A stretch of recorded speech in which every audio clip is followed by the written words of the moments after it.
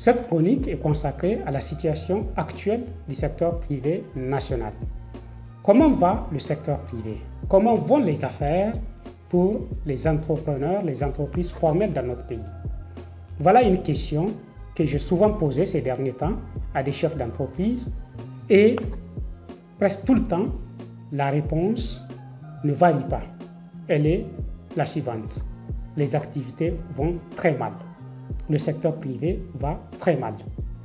Par pudeur ou par réserve calculée, ces chefs d'entreprise, la plupart ne souhaitent pas parler à visage découvert de leurs problèmes. Mais ils les disent en aparté, en privé. Ils racontent sur le plan de la trésorerie, sur le plan des marchés, sur le plan de la conservation des emplois, comment tout cela est difficile pour eux aujourd'hui.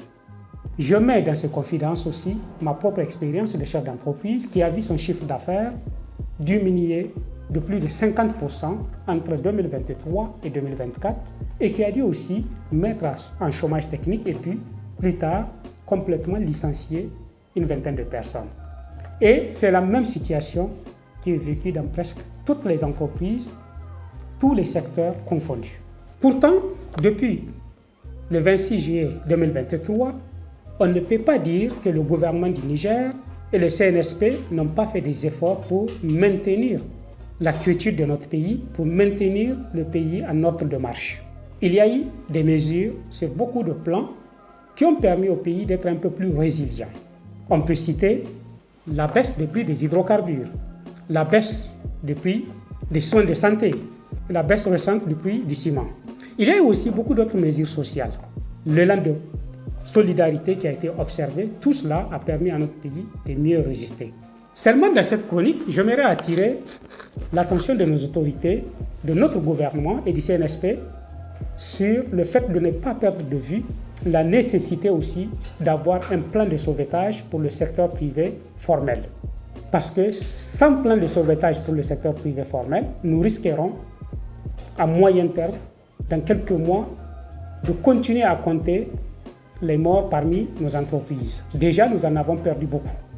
Et pour savoir réellement, pour bien apprécier cette situation, je pense que le gouvernement doit interroger du côté de la DGI pour voir les bilans qui ont été déposés par les entreprises et les comparer aux années précédentes. De même, au niveau de la CNSS, de l'ANPE, l'Agence nationale pour la promotion de l'emploi, ou même des différentes inspections de travail, le gouvernement peut recueillir des informations précieuses pour savoir comment est-ce que le secteur privé a été affecté dans sa capacité de créer de l'emploi ou de maintenir les emplois. Et nous allons nous rendre compte de la situation réelle du secteur privé. Il ne faut pas que le secteur privé soit le sacrifice de la refondation. Et nous pensons que l'occasion est en train de venir puisque normalement à ce stade, notre pays est en train déjà de préparer la prochaine loi de finances. Et la prochaine loi de finances devrait prendre en compte la situation du secteur privé et proposer des mesures d'accompagnement pour faire du sauvetage au niveau du secteur privé formel.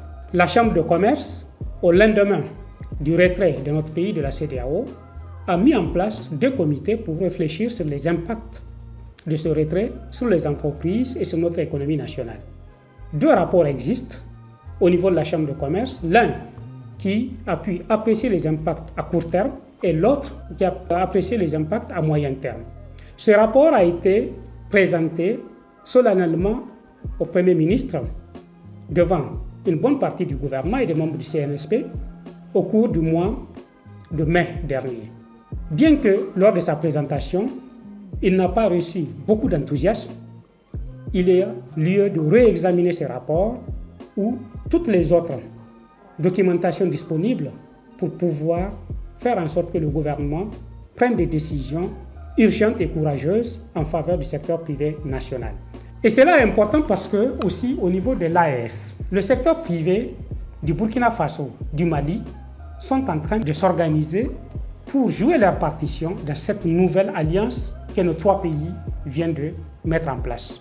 Le 17, le 18, le 19 et 20 octobre dernier, nous étions à Bamako avec une délégation gouvernementale représentée par le ministère du Commerce et de l'Industrie et aussi une délégation du secteur privé représentée par la Chambre de commerce et d'industrie du Niger et le patronat. Pendant les discussions et les échanges, nous avons compris à quel point, surtout au Mali et au Burkina, les deux gouvernements et leur secteur privé mettent en œuvre déjà un dialogue de qualité et d'intelligence bien affiné pour pouvoir, main dans la main, redessiner leur processus de développement endogène. Le Niger doit faire la même chose. Sinon, puisque sur certains aspects, le Niger a des atouts et des acquis qui ne méritent que d'être considérés. Lors de son discours à cette occasion, le Premier ministre du Mali, Chokal Maïga, avait dit cette phrase qui résonne encore dans mon esprit. Il avait dit que les chefs d'État de l'AES ont compris la nécessité de mutualiser les efforts sur au moins 3 dimensions. La dimension défense, la dimension diplomatie et la dimension développement. Et que la dimension développement ne peut se réaliser que lorsque le secteur privé national est galvanisé et accompagné pour pouvoir produire la richesse convenablement à l'échelle du pays et être une force qui va faire en sorte que le pays peut aussi exporter son savoir-faire, son expertise et ses produits sur d'autres marchés. Et le Premier ministre malien Chokal Maïga de conclure en disant « Quand l'économie ne fonctionne pas, tout discours politique devient du vent. » Et l'économie, naturellement, c'est le secteur privé.